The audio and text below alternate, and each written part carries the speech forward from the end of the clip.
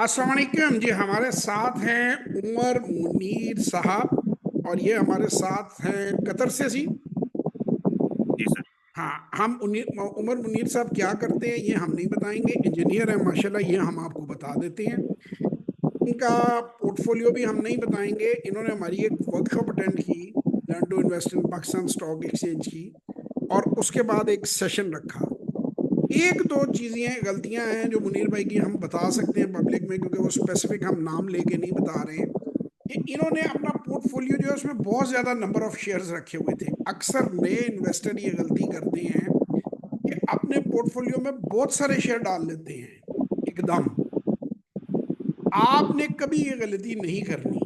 शुरू जी में सर। जब आप नए हैं, कोई भी बंदा नया है, जब तक उसको काम पे थोड़ा सा अबूर नहीं आ जाता, उसने हमेशा पोर्टफोलियो में नंबर ऑफ शेयर्स कम रखनी है। वो मैं अपनी वर्कशॉप में बताता हूँ। उसके बाद उसने पहले थोड़े कैपिटल के साथ सीखना है। ज्यादा कैपिटल एकदम नहीं लगाना, क्योंकि आपने उतना कैपिटल मार्केट में लगाना है जितना आपका स्किल लेवल है। ये जी दो सर। पॉइंट मुनीर भाई भूलने नहीं है। पहला जी कि सर। आपने शुरू जब भी करना है काम, ये इवन बाद में भी, तो बहुत ज्यादा नंबर ऑफ शेयर्स में, बहुत ज्यादा नंबर ऑफ कंपनीज में नहीं घुसना। एक बार साहब मेरे पास आए, वो 44 कंपनियां थी उनके पास। तो मैंने कहा ये तो आप हैंडल ही नहीं कर पाएंगे इतना बड़ा पोर्टफोलियो, और अमाउंट छोटी सी थी। और दूसरा काम आपने क्या करना है कि जब तक आपकी स्किल लेवल नहीं होती, ये जो फर्स्ट 90 डे प्रोग्राम जिसे हम कहते हैं, जो हम वर्कशॉप में बताते हैं, इसमें हम बहुत सी मशकें आपको देते हैं कि जो आपने पहले 90 दिन में करनी है। लेकिन जब ओके सर। अक्सर लोग वो करके आते हैं, स्टेटमेंट निकालने के बाद अल्हम्दुलिल्लाह हमेशा सुरखरू होके आते हैं। फिर मैं उनको कहता हूं कि अब आपने ये नेक्स्ट स्टेप, कहते हैं जी पहले तो आपने और चीज बताई थी। मैंने कहा उस वक्त आप बिगिनर थे, आप में कॉन्फिडेंस बेहतर करना था, आपके हाथ से ट्रेड कराने थे, ताकि आपकी वो जिसे कहते हैं ना, एक ठर्क मर जाए। आपके अंदर बंदा जो होता है उसको एक ठर्क होती है कि मैं खरीदूं बेचूं, उसे आग लगी होती है।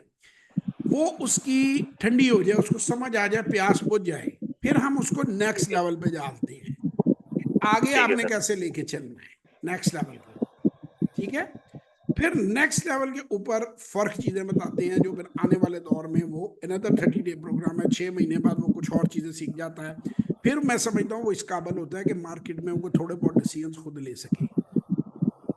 बाकी ठीक है लिस्टें, सर। शेयर्स की लिस्ट आपके साथ शेयर कर दी है 20 स्टॉक्स की। अच्छे, पहले बता जी सर। देना शेयर की है कि नहीं की। हाँ जी कर दी जी, है। आपने शेयर किया सर। हाँ, वो करने के साथ मना कर दिया है कि आप देख सकते हैं, सब में काम मत कीजिएगा, क्योंकि ठीक आपसे है सर। हैंडल नहीं होंगे भी स्टॉक।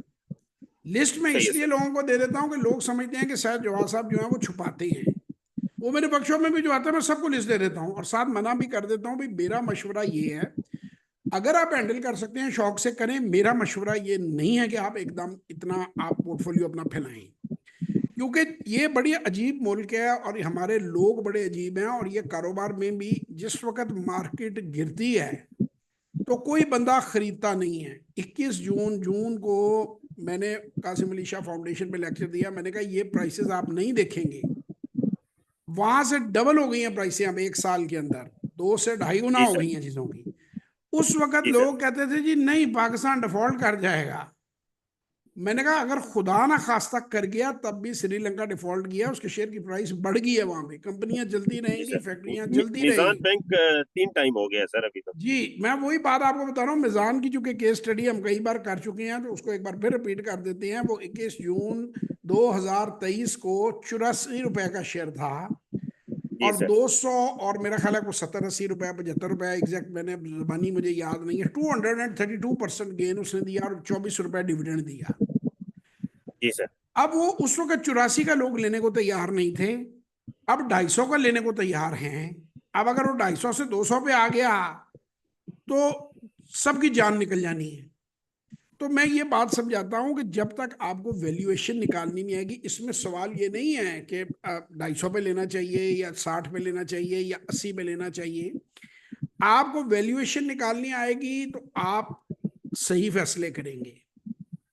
सही बात है सर। आपको वैल्यूएशन निकालनी नहीं आएगी तो आप गलत फैसले करेंगे। जैसे आप एक बहुत बड़ा गलत फैसला करने जा रहे थे, जिसे मैंने रोका भी, आपको दिखाया भी कि ये तो लॉस में है कंपनी, और आप अट्रैक्ट जी हो सर, रहे थे सिर्फ प्राइस को देख के। वो सिंड्रोम होता है प्राइस बढ़ने का, सही ठीक है बात ना। है ये सर। जो आते हैं RSI से ऊपर चली गई थी, RSI से नीचे आ गई तो 6 बना गई, तो 9 जी सर, बना गई, तो 12। ओ भाई कंपनी लॉस में है तो 6 9 12 जो मर्जी बनाती रहे, सूनर और लेटर वो वो कहते हैं water keeps its level but with its own pace of time.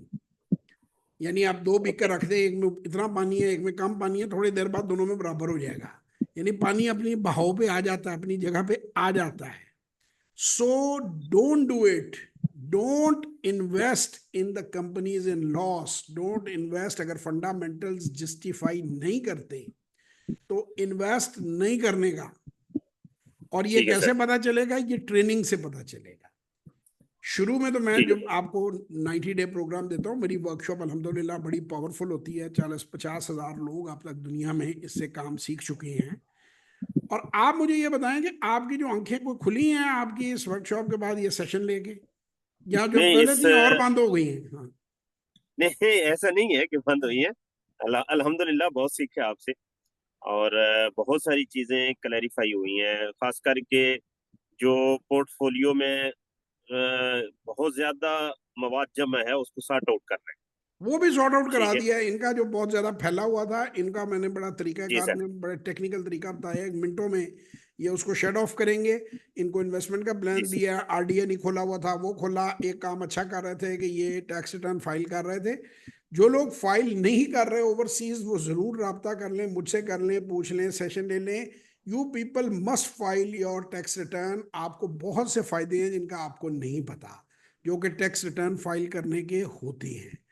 तो आपको इंशाल्लाह ताला, जी सर। आपको फाइनेंशियल, फिर ये होता है कि जब आदमी वन ऑन वन होता है तो उसके आप सारे फाइनेंशियल उससे पूछ सकते हैं कि तनख्वाह कितनी है, अगर जॉब कर रहा है या बिजनेस है तो कितनी अर्निंग करता है, कहाँ कहाँ पैसे लगाए हैं, किस चीज़ में लगाए हैं, किस में नहीं लगाए हैं।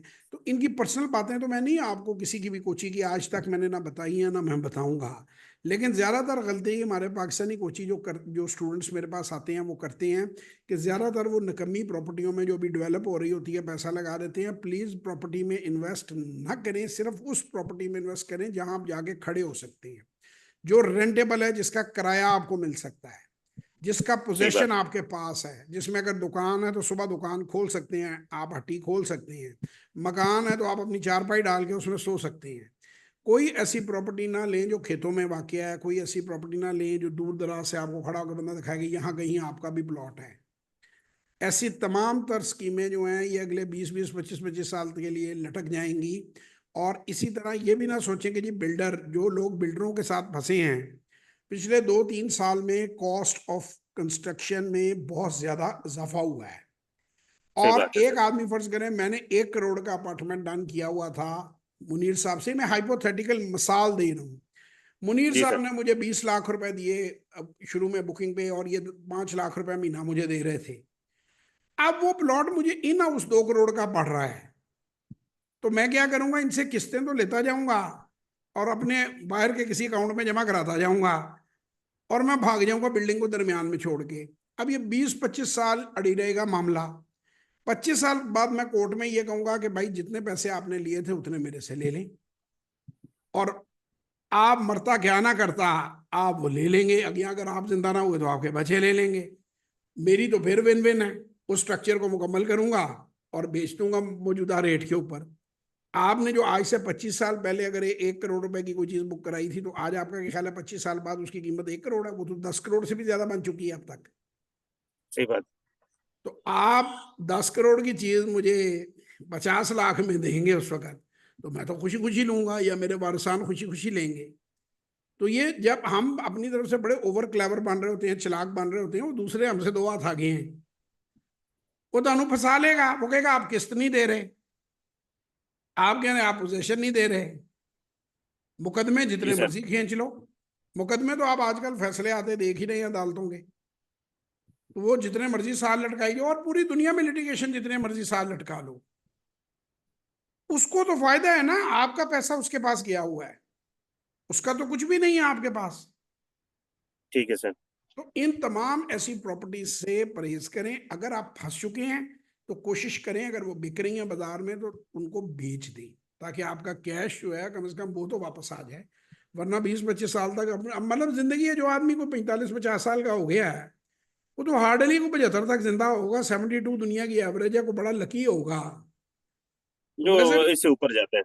और वैसे भी उस उम्र में मिल भी गए पैसे तो करेगा क्या। सही बात। तो वो मकसद ये है कि अपनी हार्ड अर्न मनी जो है उसको इधर उधर ना फंसाएं। ये मेरा आप लोगों को मशवरा है। ठीक है सर। तो ठीक है जनाब, खुश रहें, अपना ख्याल रखें, आप मत जाइएगा। रिकॉर्डिंग बंद करेंगे। दो बातें फिर क्लियर कर दूं कि रिकॉर्डिंग तब ऑन करते हैं जब इजाज़त लेते हैं, बंदा तैयार होता है, उसे पता होता है। लोगों की पर्सनल बातें हम रिकॉर्ड नहीं करते। मैं कोई जिम्मेदार आदमी हूँ। और दूसरी बात, जब हम इसको बंद करते हैं, खुदाफिज कहते हैं, वो हम प्राइवेटली थोड़ी सी बातचीत करते हैं कि किसी बंदे ने कोई बात पूछनी हो तो उसको पता हो। तो बहुत सारी दुआएं आप सबके लिए। एक जाते हुए एक और मैसेज बता दूं जो मैंने लोगों को कहा है कि सिर्फ 25,000 रुपए से, $100 से, आप गल्फ में हैं, दुनिया के किसी मुल्क में हैं, $100 से आप स्टॉक मार्केट में सरमायाकारी का आगाज कर सकते हैं, उसको सीख सकते हैं, उसको समझ सकते हैं। और उसके बाद भी मैं ये कहूँगा 3-3 महीने बाद $100 डालते जाएं। $100 बोले तो 25-30 हज़ार रुपए आप लगा लें।